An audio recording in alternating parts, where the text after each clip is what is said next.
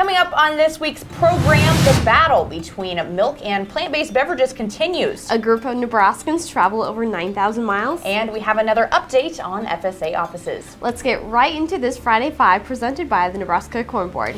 Cow milk, almond milk, soy milk even. New consumer research shows Americans widely disapprove of dairy terms being used by fake milk producers. A national survey found only 20% of all consumers said plant-based beverages should be labeled milk. And more than 1/3 of consumers falsely believe that plant-based beverages have the same or more protein than dairy milk. Milk actually has up to 8 times more protein than its imitators. Well, after a 9,000-mile trip one way, the 2018-19 Nebraska FFA state officer team has returned from their trip to South Africa. The group traveled the country surveying their ag landscape, and the entire group met with government and U.S. embassy officials to learn more about U.S. and South African relations. But it wasn't all business related. They also explored a private game reserve that is home to lions, elephants, and rhinos. While traveling another 6,000 miles from South Africa, officials in Australia say 6 pork products brought to the nation's airports have tested positive for African swine fever. The testing was done through a routine border check at Australian airports and mail processing centers. The outbreaks in China, meanwhile, have reached 24 provinces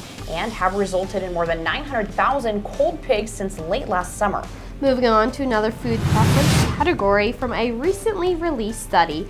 U.S. shoppers are still paying more for organic food, but the price of premium is falling as organic options multiply. So last year, organic food and beverages cost an average of 24 cents more per unit than conventional food. That's according to Nielsen.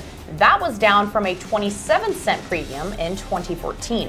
One reason organic premiums are falling is the increase in products on the shelves. Organic foods used to be confined to health stores and high-end grocers, but mainstream stores are increasingly offering them to consumers. And though we are approaching week 5 of the government shutdown, all FSA offices recently opened to offer a longer list of services they'll be providing. Ag Secretary Sonny Perdue announced that the deadline to apply for the Market Facilitation Program has been extended to February 14th. A full list of the FSA services offered can be found online at ruralradio.com. And that's the list of the 5 ag things you need to know this episode of Friday 5 presented by the Nebraska Corn Board. Thanks for joining us, and we'll see you next week with a special report from the road. This is Mike. Mike likes his car. Mike likes to save money. And Mike likes to breathe. So Mike fills up with E15 with 15% American ethanol. The clean octane in E15 gives Mike the performance he wants from his engine and the clean air he wants for his family. Better yet, E15 costs less at the pump. Higher octane, cleaner air, lower cost. E15 sure gives Mike a lot to like.